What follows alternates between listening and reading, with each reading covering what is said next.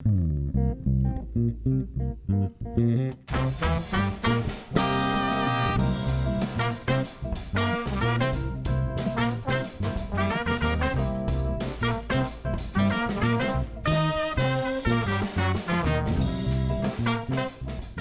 I'm Ted Haftgabber, founder and producer of Live Talks Los Angeles. Thanks for joining us. Since we started over a decade ago, we have brought you hundreds of conversations with storytellers, writers, actors, musicians, humorists, chefs, and thought leaders in business and science. You can watch and hear most of these in our YouTube channel and our podcast. For details, visit livetalksla.org. And now, here's the show you've tuned in to see.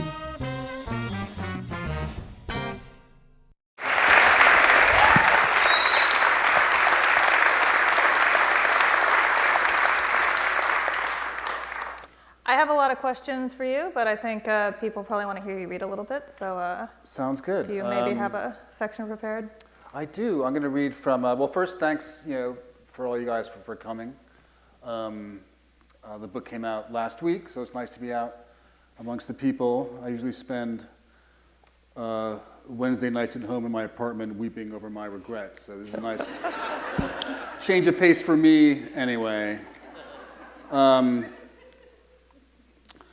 So Pepper, sort of half sociopathic criminal, appeared in Harlem Shuffle. He returns in Crook Manifesto in 1973 and gets his own adventure. And in this section, he gets a job offer from someone who owns a restaurant. Lady Betsy had owned the corner since before the war, an uptown chicken legend since the Great Depression. A refreshing scorpion spike of heat lay hidden in the collards, and the mac and cheese was a symphony of competing textures, but the chicken was divine, fried in the very skillet of heaven. The house dredge was no mere spicy dusting of cornmeal, but a crispy concoction of buttermilk, flour, and dream stuff. To penetrate that wall of batter and gain the meat inside was to storm the keep of pleasure.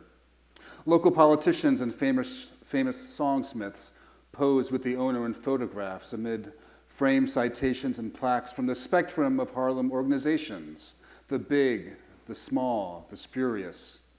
A Big Apple Tours bus used to make a special trip uptown, and white people from all over the country, perhaps kin to the very same white people who'd persecuted Lady Betsy down south, poured out of the vehicle to partake, until an incident in which a neighborhood rummy exposed himself in an especially aggressive anatomical display.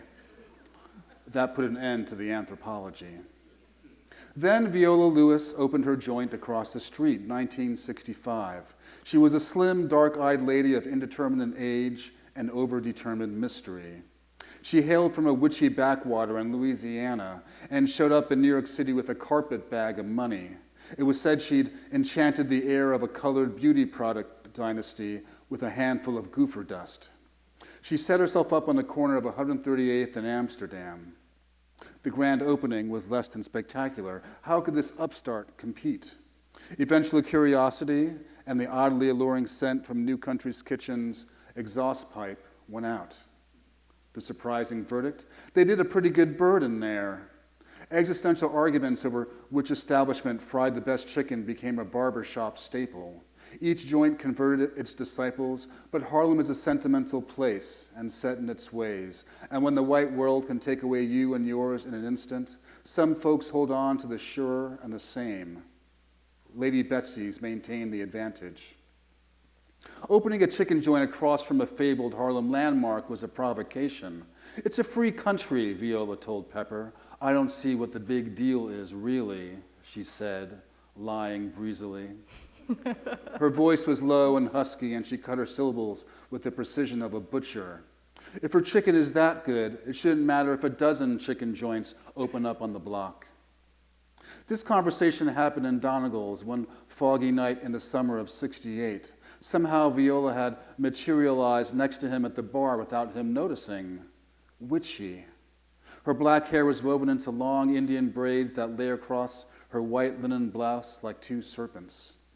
He recognized her. He'd supped in New Country Kitchen a few times when the line was too long across the street, but had remained loyal to Lady Betsy, more or less. "I heard you pull jobs," she said. She acknowledged the facts of the case. She and her competitor were stalemated in their struggle for control over the mid-Harlem chicken trade.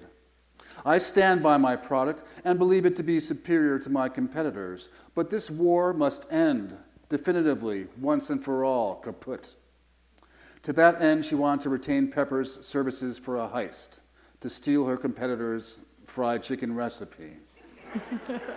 There was a rogue ingredient in Lady Betsy's chicken among the paprika and cayenne and garlic powder, an element X that Viola could not identify, try as she might.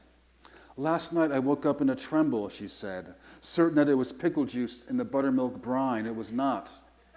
As long as this variable eluded her, the war continued. In his decades uptown, Pepper had stayed out of Harlem's innumerable turf battles and gangster intrigues. He disdained the mainstream criminal class for its insipid codes, grubby designs, and the low-quality individual it attracted. Fuck 'em. Viola's contest with Lady Betsy was as urgent as any mob war, with casualties measured in customers lost instead of soldiers fallen. He was stirred by her proposal. They did a deal for the chicken job, shook hands, and the restaurateur disappeared into the Broadway mist.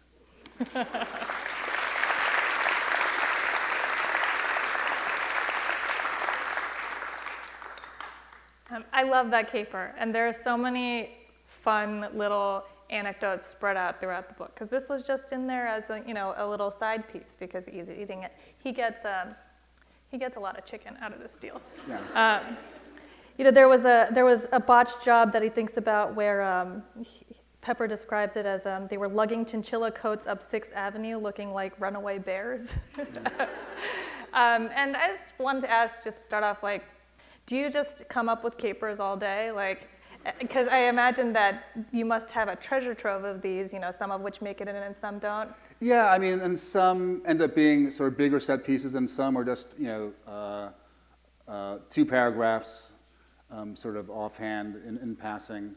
I always try to get into character, and definitely I got into character in different ways in this book, whether it was ruminating about furniture and its function in our lives, or coming up with capers and jobs. I feel now when I'm on the highway, I just got my license, and now I'm driving on the highway, and I'm like, oh, you could dump a body there, totally. You just get off the next exit, you double back, and then you get back. 5 minutes, no one has caught you.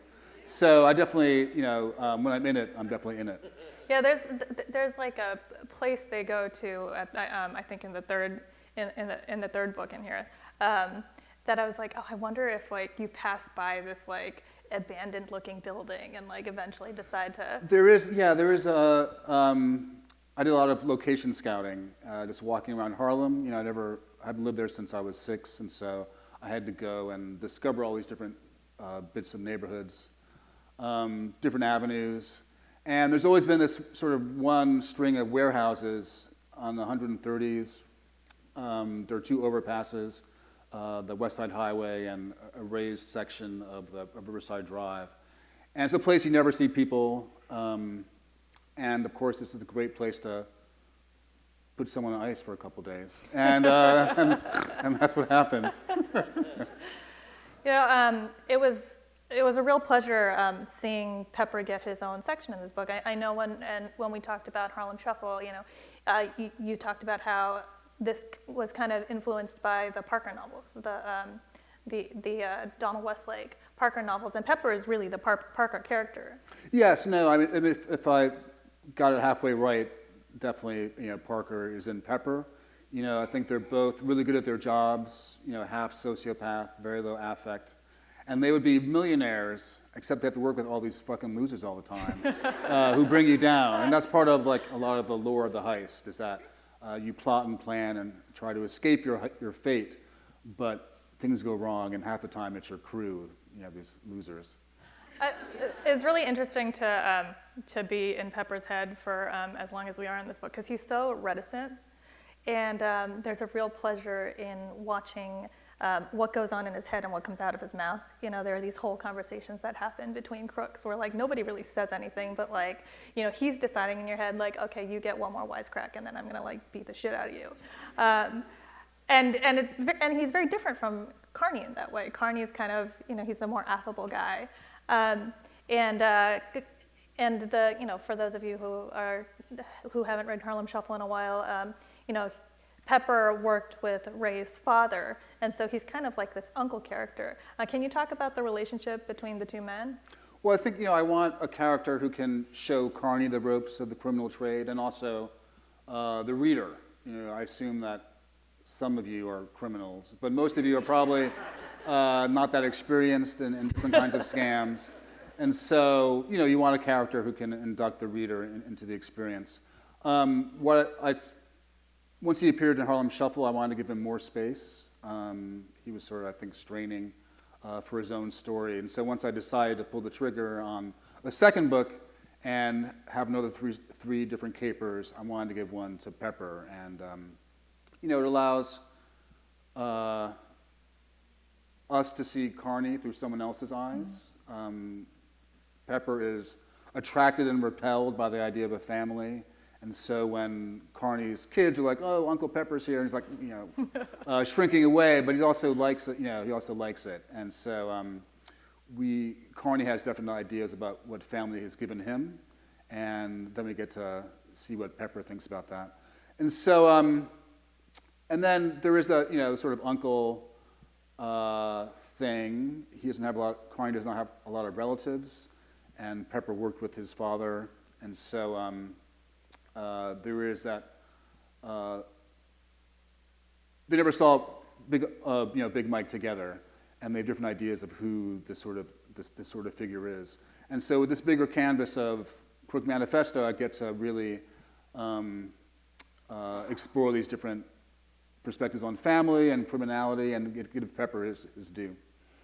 Yeah, and the Harlem Shuffle really belongs to Ray, and the central concern of that book, I would say, is his in-betweenness, this idea of the fence, who has one foot in the crooked world and one foot in the straight world. And that's definitely a running theme in this book too, but you're not just beating the same drum over and over again. I feel like this book really, Pepper anchors it. Crook Manifesto comes from his section, and I was thinking about, what the kind of through lines for this one are, and something that keeps coming up is this idea of crime and rules. I think even the idea of a manifesto, there's this, in the crime genre, there's always this idea of like a man with a code, somebody who abides by his own rules, even if they're not necessarily in line with the law. This is usually a noble character, the kind of, down these mean streets, like, noble guy. This is a guy who rips off like an enterprising old lady with a fried chicken recipe, and he has no qualms about it. Yes, but there's some things he will not do. And so in the third section, I'm bringing in the wave of fires in Harlem and the Bronx in the mid-'70s and late '70s. And Carney's father was an arsonist. He would torch buildings for money for somebody engaged in an insurance scam. And that's one thing Pepper would never do. He would never actually say out loud, I look down upon Mike Carney for doing this, but that's part of his code. And so, there are so many different kinds of criminals in the book, street-level criminals, blackmailers, Wall Street fat cats, politicians. And I really am trying to get this panorama of corruption and crime and make us think about who really is a bad person. How bad is Pepper, who is ripping off this old lady's fried chicken recipe, compared to these other mobsters, these other rich people who are really destroying and mangling people's lives? Yeah, the third section takes place in 1976 during the second centennial of the U.S. And this part comes from Carney, but he's imagining mottos for this what is it, bicentennial? Bicentennial, and coming up with ad lines for his store. Yeah. And what he comes up with is 200 years of getting away with it. And it's crime language. It's this idea of crime, and there's another great line where Carney is like walking and he ends up on this tiny street and he goes, a block and a half, shit. Morgan should have killed more Indians or stolen more money. Everybody knows that's how you get the long streets. The long street names, yeah. I mean, I think, as we go through Harlem Shuffle in this book, we do get this sort of really big cast of corruption, and where does someone like Pepper or some of the smaller crooks fall on that scale. And I think going back to your idea of like duality, obviously, Declaration of Independence, 1776 has one meaning for certain Americans and different for Black Americans. The Jackson Five, is a sort of minor part of the first section. And on the one hand, they're a period detail because they were big in 1971, and Carney's daughter wants to go and see him at the concert. It fits for her age group. But also, we sort of know about Michael Jackson's real story as readers coming to, as contemporary readers. And so we know about his father, his abusive father, what he will sort of perpetrate on helpless kids later on. And so there is the surface, and then what's behind, the front, and then the dirty business in the back. Yeah, and writing a historical novel, because this is also, I mean, it's crime fiction, it's historical fiction, and positioning these characters in a way where they're also looking back. I found that interesting. There's this, they're always thinking about the old Harlem, and it's a very contemplative book in that way. These characters are thinking about what came before. They're not necessarily thinking to like what we see today, but there are echoes in there constantly. And I think the book even ends with like kind of a contemplation of like of just the way that people miss what came before. But this Harlem has been gone for 50 years. I was also thinking about this idea of crime waves. Depending on who you ask, we're having a crime wave now, right? And post-pandemic crime wave, and it gets a lot of press. Especially right before people vote on police budgets, But if you ask people, New York in the 90s was really bad, or New York in the 70s was really bad, and you hear all these stories about, these eras where there were lots of crime, and you set a couple of these. A couple of these stories in an era where like people are consciously talking about crime waves. Can you talk about that idea and where they fit into it, and just the way that you conceptualize this idea that crime comes in these waves. I keep saying crime waves. I was in, where was I yesterday? I was in Dallas, and this morning a car picked me up to take me to the airport, and the guy asked me what I do, and I said I write novels. And like, what kind? And I said, I'm writing crime novels about New York City. And he said, well, it's about New York City, it's not fiction. And so I said, actually, Dallas has a higher crime rate than New York City. Yeah. And he said, really? All I know is what I see on the news. And so it is a matter of perspective. I mean, I think what's happening now is nothing compared to, the crucible, like my crucible of the early 70s. I have very dim memories of the high crime rate and the bankruptcy. I just have this sort of idea of dread and dirtiness. The city is very dirty. And I'm tracing, one guy in his 30s and 40s and 50s, but also the city. And I've always hated when the cliche of like, the city's almost a character in the book. Like, Dublin is almost a character in Ulysses. It's like great observation. But then halfway through Harlem Shuffle, I was like, fuck, the city actually is a goddamn character. And I just have to go with it. And the same way that Carney's having these ups and downs, the city is going through these different waves. And so New York will come out of the fiscal crisis and the crime rate will go down. And in the 80s, Wall Street will be booming again and the city will right itself. But at the end of the 80s, we get the Wall Street crash and the height of the AIDS crisis and the start of the crack epidemic. And so there is that sort of ebb and flow of crime, but also fortunes and rebirth. Yeah, and meanwhile you have law enforcement and the role of law enforcement in that. The first book in Crook Manifesto follows just a really dangerous night with an out-of-control cop. Can you talk about Munson? Yeah, I mean, he appears in the first book, and then Carney needs these Jackson 5 tickets for his daughter, and they're sold out, and all the legit channels aren't working out, so he goes to the fixer Munson, who has shady, his tendrils everywhere. And I was trying to pick different moments in New York City history that would work for the story, and hit upon 1971. If you've seen the movie Serpico, the corruption investigation in that movie was called the Knapp Commission, and it was quite thorough, and it was really cool to remember seeing Serpico when I was like 8 or 9 on a Saturday afternoon matinee, and then actually go and read the original book that Serpico is based on, and then also the Knapp Commission's findings, which is actually just a blueprint of crime. They lay it out for all the politicians who are going to read the commission, and it's just like, this is how you spread out, you collect payoffs, really step by step, cooping, which is like you get paid for napping in your patrol car. So it's actually a manual of corruption, and if you want, I'm sure there's some LA cops like going through it right now, taking notes. Yeah, I think we had the Rampart scandal over here. It's more recent. When you write about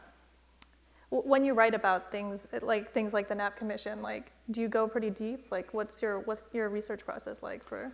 I think like that you definitely you sort of hit pay dirt. It's not I've not encountered other treatments of the Knapp Commission the same way. I haven't seen a lot of literature about fences. I haven't seen movies or read a lot of books about fences, and so it's sort of sitting right there as fresh material. And so I'm lucky that in the age of electronic databases, a lot of stuff is there online and I can download. I don't like to leave the house. When you leave the house, there's a lot of, the word is people, and if I can avoid people most days, it's like a win for me. But the New York City government website has a Knapp Commission. You can sort of download it, and all those primary documents have really paid off for these last couple of historical novels I've done, whether it's slave narratives for Underground Railroad or survivor website for Nickel Boys. Getting people to talk in their own words has been very fruitful. Very fruitful. You watch a lot of movies too, right? Yeah, for me, the heist is really a film genre. I've certainly seen more heist movies and read heist novels, they're yes, so yeah. Yeah, he saw the Barbie movie today. I did. It was really good. Yeah. So the second book in here, Nefertiti TNT, that's all about the making of a movie, and it has this kind of in over his head filmmaker who used to work for Carney, and it deals with blaxploitation. Can you talk about like your relationship with movies, and particularly like these two books, like how they tie in with the movies for you? I think people say, "Oh, Chester Holmes a big influence?" and he's in there, but for me, sort of number 14 on the list. Mm-hmm. And the number one influence would be, I think, the original Taking of Pelham 1, 2, 3. I remember seeing that in a matinee when I was a kid, and it's just full of these angry New Yorkers. Everyone's pissed off. They're held hostage on a train car, and they're still like sassing everybody. Walter Matthau was having a great run of crime movies in the mid-'70s with this and like Charlie Varick. And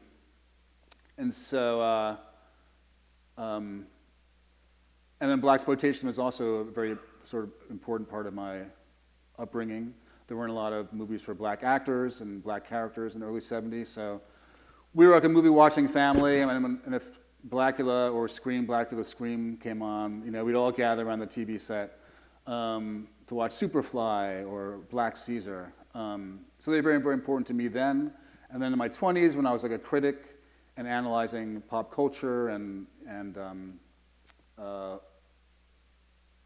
black imagery in movies and TV, I went back to blaxploitation a lot. And so now, in my 50s, I'm going back to those texts.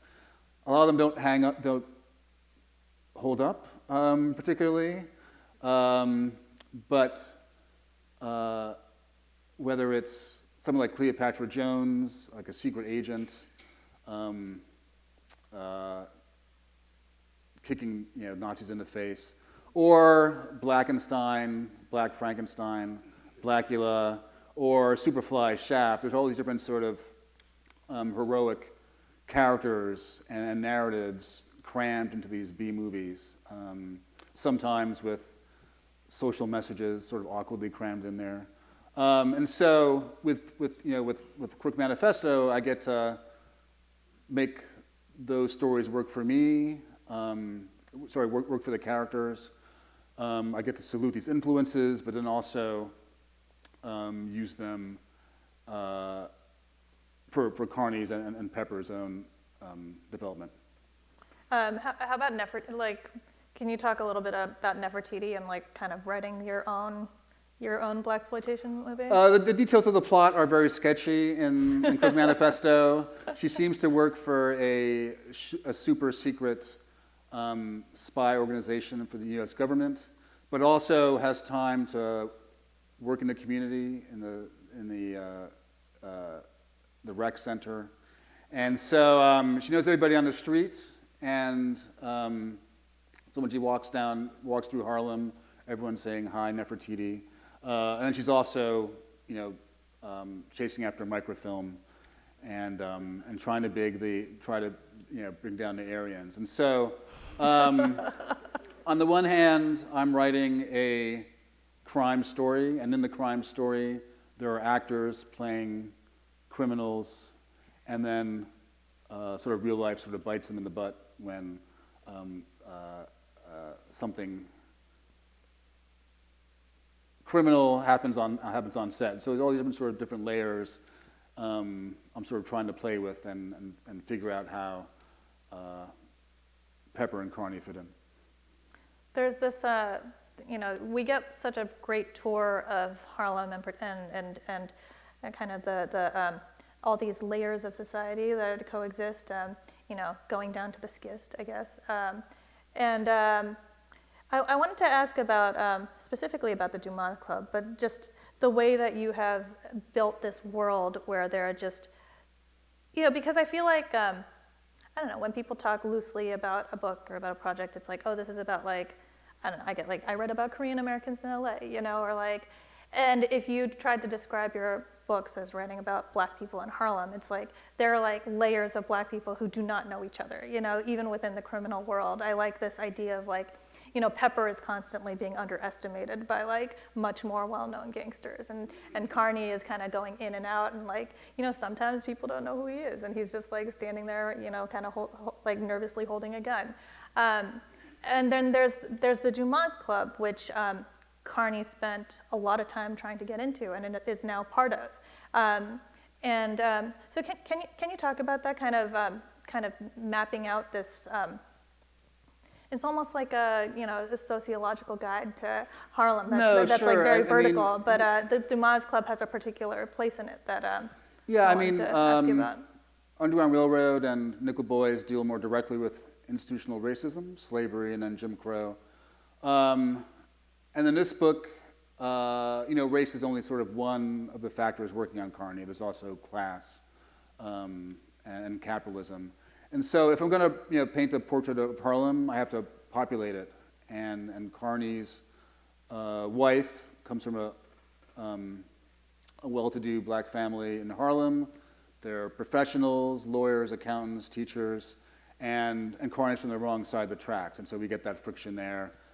The Dumas Club is this club for rich black businessmen. And Carney doesn't really sort of approve of their lifestyle, but he knows it's a good career move. And so that provides the action in the second book. It comes back in the third book because it's an important place for contacts and politics. And while there are fried chicken heists, there's also various political intrigues. I think like my master text for a detective film would be like Chinatown. Like you think you know what's going on, but then you pull back and you see what's really going on, Mr. Gittes. And it's not just this low-level crime, but the real levers of power are actually acting upon these people. And so I am, trying, as I did in the final section of Harlem Shuffle, in the final section of Crook Manifesto, trying to pull back and get all these different worlds colliding. The politicians, the street gangsters, insurance guys who are, torching buildings for money, and then the arsonists, the mentally unbalanced firebugs who have to do the dirty work. Yeah, there's this part where you talk about Leon having like the crazy eyes and how that's like, that's just as effective as like being like big and looking like he can throw a punch. Can you talk about Alexander Oakes? Is he based on anyone? I actually found myself wondering that. I think it's like a generic, good-looking politician who grew up with, Carney's wife, and in a different world they probably get together and Carney's not in the scene, and I think Carney knows that and resents it. So he's running for Manhattan Borough President in 1976, and there's all sorts of intrigue there. The book just kept evolving. Carney's story kept evolving, and so it was going to start off as a heist, and then I kept coming up with more capers, so it became like 3 stories, and then 2 books because I had more and more stories, and then it'd just be a trilogy because like a 2-book series isn't anything. It's like a twosome. Like what do you call that? I don't think 2 could be a series. And so, I did see Barbie today and Oppenheimer last week, and I think I owe Christopher Nolan a debt for helping me in plotting, because like during the pandemic, I had finished Harlem Shuffle and I was starting to write the second book, and then we watched Inception again in my house. And I was like, oh yeah, he really does set up the ending really well in the beginning. I was like, I do that too. It's a good tactic. What if I incepted Harlem Shuffle and incepted my own book? That would be crazy. And so I started plotting the second and third books, and then since Harlem Shuffle was just with the copy editor and hadn't been edited yet, I was able to sort of set up various people. And so Zippo is set up there, and Lucinda Cole is set up in the first book. Yeah, that was satisfying. And Alexander Oakes. And so I think I'm a big outliner. I think I have to know like what the final image is, where these characters are ending up. And if you're doing a trilogy, it just seemed to make sense to figure out what the ending was before I got any further. And I was able to incept myself. So. The books are each in these 3 pieces that are, you can read they kind of stand alone, but they really do go together. It's not, it wouldn't really make sense to cut them up either. But are they all 9 chapters? They're 9 chapters? 8 or 9, like one, Okay. This one, all 3 of them are 9 chapters. Yeah, I was wondering how strict you were about like structuring these. Well, now I'm working on 1981, and I'm like, maybe it's an 8-chapter one. Like, can I do that? And so I always have these rules, and then I have to break them, and it's always really traumatic. But I do have a system, and so 3 stories in each one, and each story or novella has a pretty well-defined first act, second act, and third act by page 35 or 40. They're rolling. And then there are 3 books, and so Harlem Shuffle is sort of the first act and does establish the world a lot, and then Crook Manifesto does complicate things. That's Act 2, and then the third book will, hopefully bring it all together. So I am sort of very structured in that way, not always, but it seems to make sense for a plot-heavy project like this. I remember when we talked about Harlem Shuffle, you said that you like these stories where you kind of follow one character over a long period of time and just kind of the ups and downs of his life, marriage, kids, all these kind of everyday things that you get to experience because you're checking in with him every few years. And there is a little bit less Carney in this one, but he does go through some significant changes. And I wanted to ask you, what do you see as his kind of journey throughout these books, throughout these three stories? I'm a big plotter, but then also there's some things I don't know and I'm discovering as I go along. So yeah, I think 50-something Carney is different than 30-something Carney, and I'm trying to figure that out. His kids, who are 1 or 2 in the first book, are teenagers in the second, and then they're out of the house in the third book. My daughter just went to college last year, so I guess exactly. So I think I'll be able to map on some of that empty nest sort of loss onto Carney from my firsthand experience. But yeah, it's a challenge, and also that's what makes it worthwhile. Who is Carney after he has become a better fence and a better criminal and a better family man? What's next? So I know what he gets into in those major moments, but how he actually feels in 85 versus 81, I'm still figuring out. It is. You talked about how we get to see Carney through Pepper's eyes, and there's even bits about there's a moment from the past that was pretty fascinating, a little glimpse into his life with his father, where he gets yelled at for not doing the dishes, and then actually through Alexander Oakes too. He there's one part where he talks about how Carney showed up to some party with his pants were too short. And he looked like just such a little goon, but I feel like that's part of how he shifted too. And I also find myself wondering about how his relationship with Elizabeth. I feel like a lot of the anti-hero stories, and he's not quite an anti-hero, but he's not totally out of that mold. There's one of those tensions is does the wife know? How complicit is the wife? And everyone ends up hating her, instead of the guy. But sometimes I wonder about what that relationship will look like, and what he looks like to her, because he is a devoted family man, and he is able to get one over on his family in a pretty major way, and she gets some glimpses of it, but we don't really know how much she knows. Yeah, some of that is addressed in here as a question I got with the first book. How much does Elizabeth know? She seems so smart. So I take that on. I think, talking about now, I remember this thing happened to me this spring when my sister, told me the story that supposedly our grandfather ran moonshine from Canada for the mob to New York. And of course, I'm writing a crime novel. I'm like, yes, I have to, I'm such a dork. I have to have at least some criminal, in my ancestral tree.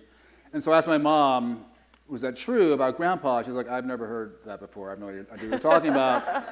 However, in those days, everybody did a little something. And so I think everybody in this book is doing a little something. People are trying to survive as black people in a hostile world. And everybody has their strategy of survivals and has a little something. So what does Elizabeth know, and what does she appreciate about that kind of survival? I think, I address a little bit.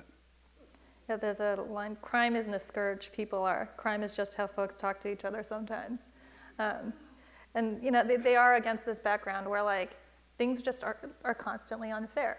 And so, trying to get an angle when things are unfair. There's another guy who talks about how whenever racism, anytime racism helped the rip-off logistics, it was like God was giving his blessing. Sure, yes, yeah. A kind of evening of the playing field. I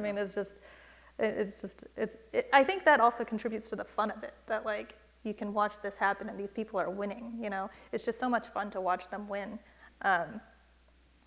So this is your first time writing a sequel, and you're doing it again. You're writing 3, you know, you have developed quite deservedly a reputation for being a shapeshifter. You know, somebody who does something different each time. I mean, how has it been for you sticking with the same people for so long, and even kind of structurally staying within certain parameters? I mean, are you still interested? Are you dying to move on? No, I'm really excited. I think, I never revisited a character or a world because I was never so enamored with a situation that I wanted to return to it.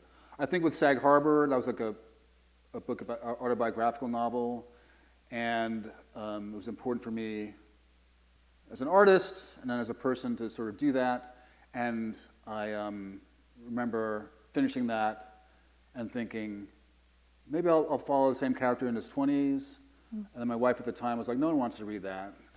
And so I put that away. And then with Zone 1, I liked the world, you know, the post-apocalyptic world a lot, and thought I might not visit the main character, but maybe some of the supporting cast would be cool. And then I moved on. So, but it's the first time I've been sort of captured in this way, and it's really nice to find a different way of doing it. It is hard. I think today there's like 5 pages in Los Angeles in the third book, and I was like, I have to go and check out South Olive, but I just played hooky and watched Barbie instead. So you had to go all the way to downtown from Santa Monica. No? Yeah. So I'm not writing now, but I'm really sort of eager to get back to it in the fall. You know, if I pull back, it's 3 books, 1,100 pages about this one person in the world and New York. And I've really come to love my city in a new way by writing so intently about it. So it's just been really a wonderful thing, and it has its terrible moments, as all sort of books do. But the whole project is so compelling that I feel really good a lot of the time thinking about it. Are there challenges to writing a book in a series, you know, with its own history and things that you have to kind of keep in mind, like that you didn't experience before? Well, just always going back. Is the van gray? Like, I don't even know. It was like 600 pages ago. How many people can I name the same character? Like, too many Lamonts. I like the name Lamont, but I think one's enough for the book.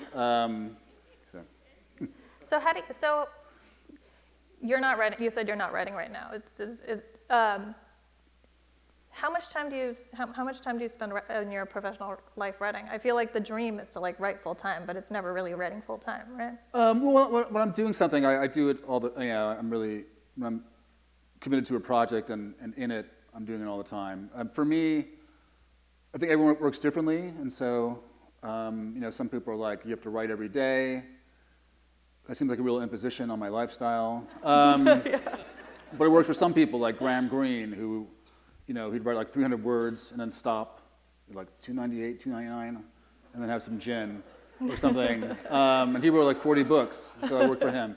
For me, like 8 pages a week is really good. Monday and Tuesday, and then Saturday and Sunday, or Wednesday through Sunday. I'm getting an accumulation. It's a marathon. After a month, that's like 30-something pages, and then 10 months, that's 300. I think with Underground, I started traveling more.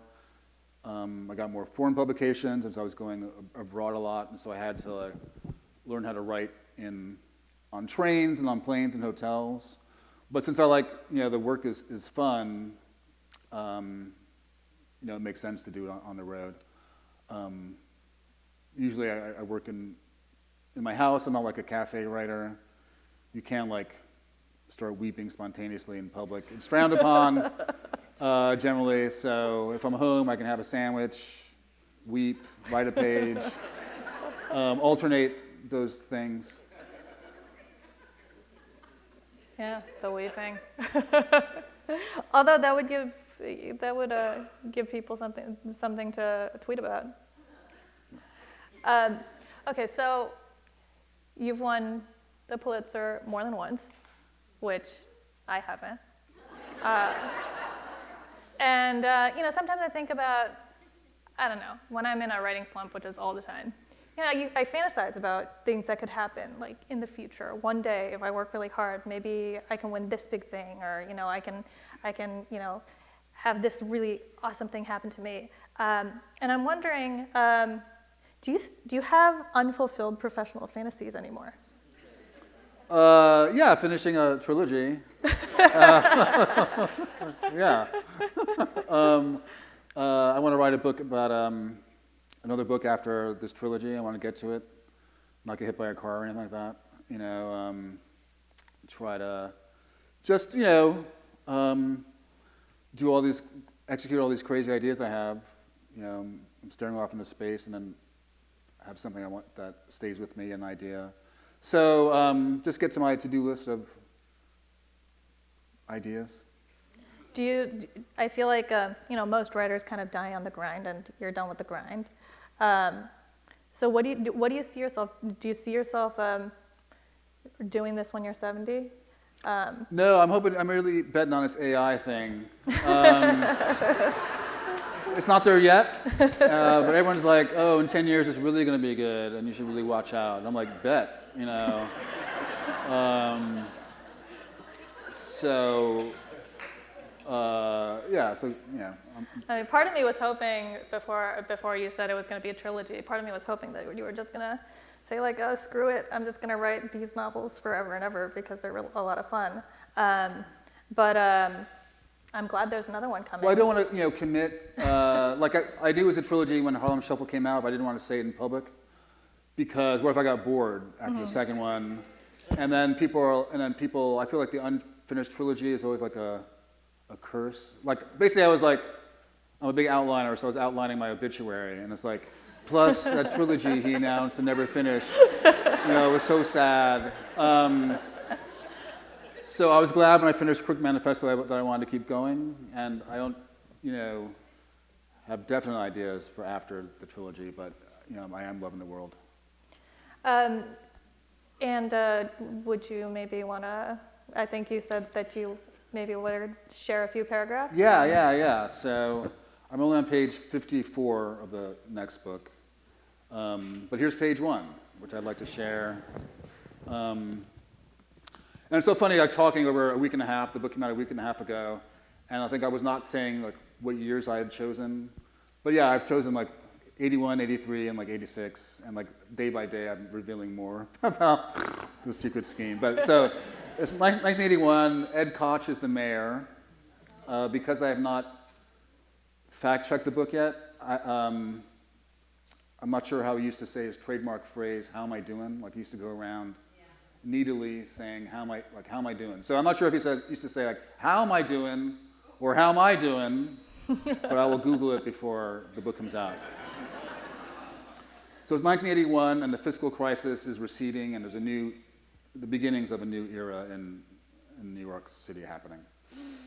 In all of Ray Carney's years as a fence, he'd been a reluctant fence and a ruthless fence, at times harried and imperiled by his choices, and at others the embodiment of crooked intelligence. There was only one occasion when he participated in the theft itself, and that was in the summer of 1981, when Uncle Rich came back to town, that bad news time. The city that year was true to its personality, as malformed across the centuries, a monstrous entity powered by innate miseries, operated by brute will, and held together by pluck, fury, and rebar. It had been flat broke, and now clambered determinedly from the crater of debt, one mucky handhold at a time. Crime, in its ingenuity, devised new permutations daily, making every citizen a victim or a witness. New arrivals poured in hourly as if there was room, multiplying the local varieties of sadness and perseverance, and outnumbering those who'd scurried to the suburbs or fled their last humiliation. It was dirty and sick, and plain-spoken in its threats. "How am I doing?" the mayor asked on his rounds, barking like one of the mangy seals installed at the decrepit and neglected Central Park Zoo, a real dump. It was his trademark. Everybody needs a gimmick. How am I doing? The same as everyone else, tired, banged up, but staggering forth somehow. As for Ray Carney, he was a son of his city, enduring his ration of misfortunes and managing to engineer a few reversals. The day the Uncle Rich mess came to a head, Tuesday the 16th of June, was already out of the ordinary in that Carney had a notable appointment. An interview with Sterling Quality, the monthly magazine of the Sterling Furniture Company. Carney had sold their products since he first opened his doors to budget-conscious Harlemites of contemporary sensibility and taste, to bright-eyed couples who strained cheerfully under the monthly payments, to geezers who set themselves adrift in living rooms on new recliners. Now, the company had chosen him as Northeast Regional Dealer of the Month, August. Carney jumped up and almost knocked over his coffee when he got the call. Across a lifetime, a man cultivates a number of secret wishes that he dare not share with the world, precious things too delicate to exist outside the safe pastures of his mind. To see his name flow and curl in the dignified typeface of the Sterling Furniture House magazine? It was a dream he'd held close for decades. He and Elizabeth celebrated with dinner at this French joint off Lex, where two tiny portions coiled on the big plates in insolent triumph.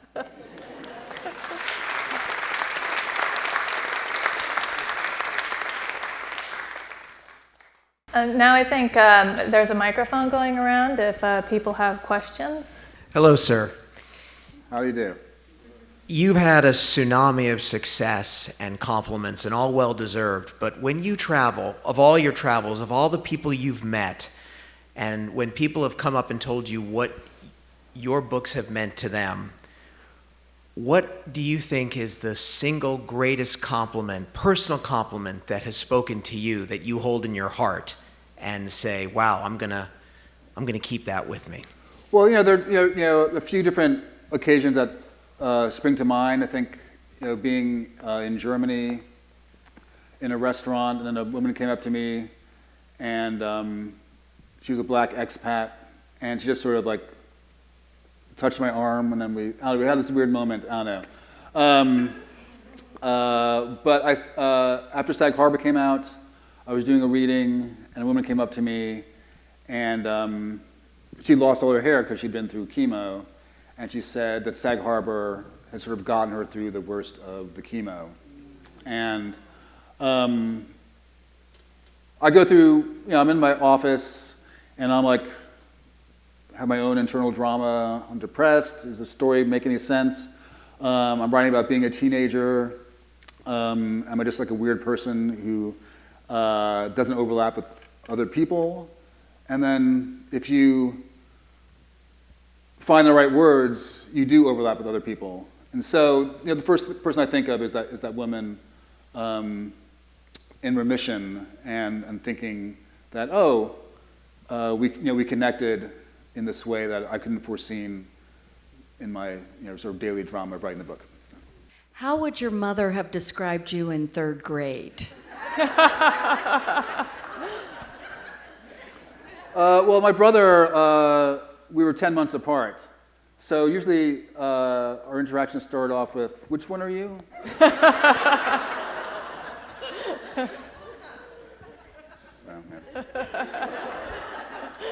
How do you explain or set the scene in the book for the significance of the Jackson 5 tickets for Ray's daughter? Well, yeah, it's only a 10-page section. It opens a book, so you'll probably, if you open it tonight, you'll get there pretty quickly. I needed an occasion to start the action. I wanted to get Carney back in with Munson, and I can't remember the eureka moment where I came up with the Jackson 5. But I'm always sort of casting about for period details that sort of speak and sort of vibrate and point me in a certain direction. And so a lot of times you'll make a connection and a decision, and it'll pay off. I think it paid off with the Jackson 5 in the book. I think another moment is a little thing that is very meaningful to me, but is sort of invisible to most people. Harlem Shuffle, title of the first book. I was trying to figure out how to orchestrate Nefertiti, TNT, the blaxploitation movie in my book, and I rewatched Blackula, and I thought, oh, wouldn't it be cool? It's a cool soundtrack. What if the composer of my blaxploitation movie gets the job because of his work on Blackula? And so the composer was a guy named Gene Page, and I went to a big Wikipedia hole, and one of his first gigs as a session guy before he became a composer was working on the song Harlem Shuffle. And so I was like, definitely Gene Page is going in now. So I think, I was thinking police corruption, and then I remembered Serpico, and it led me down to this really fruitful avenue of research. So I think, I feel like I'm in tune with the story because I'm living with the story, night and day. And then you make a decision like the Jackson 5, and it sort of pays off. There must be film and television interest in the books. Is there anything you can tell us that is going on there? Yeah, with Harlem Shuffle, I didn't want to let it go when I wrote the first book because I was being very selfish. I didn't want to share it. And then we started talking to people this spring, and it was really cool. And then the strike happened. So I guess there may be more to report once things get back to normal here. Underground turned out so beautifully that I feel like they can really come together when the right person picks it up and recruits this sort of super heist crew. I feel like Barry Jenkins recruited this heist crew of 120 people who lived with Underground Railroad for a year and a half, and they really sort of pulled it off in that Ocean's 11 type way. Do you have actors in mind for Ray and Pepper, when you visualize them? The one thing I don't see is my characters' faces. I think 'cause I live with them in terms of their thematic function or plot function, or that the one thing I never see is actually their face. And I try to hide it, but I never describe people's faces really because I hate it, and it's a real chore. So I don't actually have anybody. I feel with Underground Railroad, when I first saw Cora, the main character, I was like, oh, that is Cora. And each person who popped on screen was like, that is totally them, even though I never sort of thought about it. So I'm going to answer your question. How am I doing? How am I doing? Okay, great. There you go. My question to you now is, I'm right here. Okay, great. How do you come up with your character names? They're fascinating. There's more. I'm having more fun with this book in terms of character names. With, say, Underground Railroad, it's something that feels sort of old-timey. We were I think having a Seder in 2015, and someone came over, a friend of my wife's, and their daughter's name was Cora. And I was like, that's it, Cora. And it was like a eureka moment. Sometimes I'll go to a list of Negro Leagues players from 1940s and say, oh yeah, Satchel, that's a good one. Sometimes Italian baseball players from the 1920s. I don't use this resource, but it's an endless supply of great names. Character names from the Twilight Zone. They're incredible. That's a freebie, anybody is stuck. And then I have a list of, I don't have my phone on me, but I have a list of names that occur to me, and I'll put them in there. And then I'll see where they fit. So there's a Richard Pryor character in Crook Manifesto. I had a name for him. And then a month later, I was like, Roscoe, that's a good name. Roscoe Pope. And I was like, oh, that should be the name of the comedian. And then a week later, I was like, oh, because the initials are the same. I didn't even know. I didn't even put it together until a week later. So I just have a file of names, and some are adjectives, some are nouns, and some are, binky. And then maybe a year later, Binky might appear one day. Something that a lot of writers talk about is the idea of killing your darlings, where you have parts or small ideas, large ideas, anything like that, which you're really fond of and you're really excited to include in your story, but for one reason or another, they don't make it to the final draft. Are there any small or large things that you know you made the right decision about not including, but you kind of wish you'd had the excuse? Yeah, well, I think I don't kill my darlings. I put them in the hostage pit. And throw down food and water occasionally. So, yeah, I think I've gotten better at editing. I think hopefully you get better as things go on. As you write books and you're learning from book to book on how to do different things. And so, I remember Underground Railroad. There's a moment when Cora is like is in a living diorama. She's in a museum exhibit. And it was 2 pages long, and it was done, and I moved on. And I was like, oh, old Colson, like 10 years ago, would have made that into a huge set piece, like who's the curator? Old Colson would have like shown the building of the Underground Railroad. So I think it's not so much cutting out things and then keeping them, it's editing, never putting them on the page, like sort of curbing those influences, those impulses before they go in. Did you ever intend for your books to be used in AP literature classes or in English classes? Because I do know of teachers who use the Railroad and even Nickel Boys. Any thoughts or reactions to that? No, I mean, I'm glad that they're finding that audience. They're not for teenagers. But I can never visualize the audience, and I just sort of write them for myself. And then sometimes people come for a zombie novel, but hate a crime novel. Some people like this or that. So the audience is always changing. I'm glad that people have found those 2 books useful. That they are, especially Underground Railroad, which can provide a jumping off point for a lot of different moments in American history. It seems natural that you could use it in the classroom. So, I mean, I'm glad. I hope that the teenagers can sort of see themselves in the main characters of the Nickel Boys, even though they're very different from how they're going through their teenage years. And so I just feel grateful that anybody is reading the books. And that somebody finds it worthwhile to they bring their students is very lovely.